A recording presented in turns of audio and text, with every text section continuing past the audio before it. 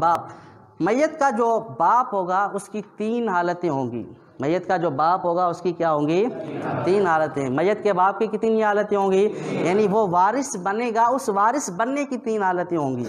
اور کوئی تین حالتیں مراد نہیں ہیں کہ آپ سمجھے کوئی بیماری کی حالت مراد ہے یا صحت والی، وہ مراد نہیں ہے، بلکہ اس سے کیا مراد ہیں؟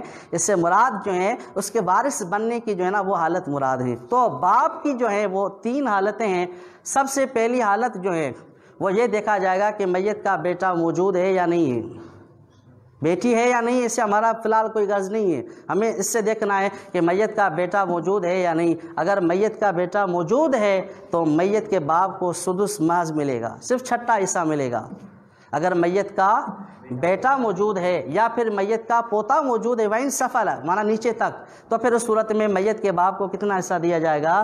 سدس حصہ دیا جائے گا، چھٹا حصہ دیا جائے گا. نمبر دو، میت کا بیٹا نہیں ہے، صرف میت کی بیٹیاں ہیں یا صرف میت کی پوتیاں ہیں یا بیٹیاں بھی ہیں پوتیاں بھی ہیں، تو اس صورت میں میت کے باپ کو چھٹا حصہ بھی دیا جائے گا اور اس کو اسبہ بھی بنایا جائے گا.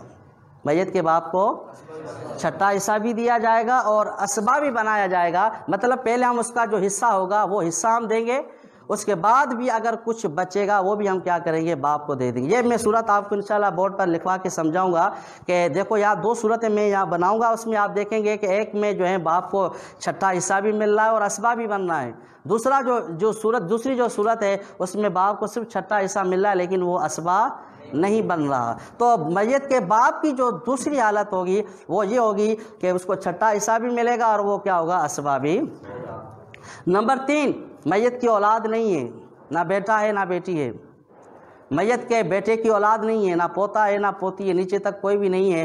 تو اس صورت میں میت کا جو باپ ہے وہ محض اسبہ ہوگا. یعنی جن ذوی الفروض کے ساتھ وہ آیا ہے ان ذوی الفروض کو پہلے ہم اپنا حصہ دیں گے، حصہ لیں گے، اس کے بعد جو کچھ بھی بچ جائے گا وہ ہم کیا کریں گے؟ باپ کو دے دیں گے. بات سمجھ میں آ گئی؟ وکیل صاحب آپ کو بات آ رہی سمجھ میں؟ ڈاکٹر صاحب آپ کو بات آ رہی سمجھ میں؟ کہ تیسری جو صورت ہے وہ کیا ہے؟ وہ یہ ہے کہ میت کی کوئی اولاد نہیں ہے، میت کے بیٹے کی بھی اولاد نہیں ہے. تو پھر اس صورت میں کیا کیا جائے گا؟ میت کے باپ کو محض اسبہ بنایا جائے گا. جو بھی ذوی الفروض میت کے ساتھ، جو بھی میت کے ذوی الفروض آ رہے ہیں ان کو ہم اپنا حصہ دیں گے، اس کے بعد جو کچھ بھی بچ جائے گا وہ ہم کیا کریں گے؟ باپ کو دیں گے.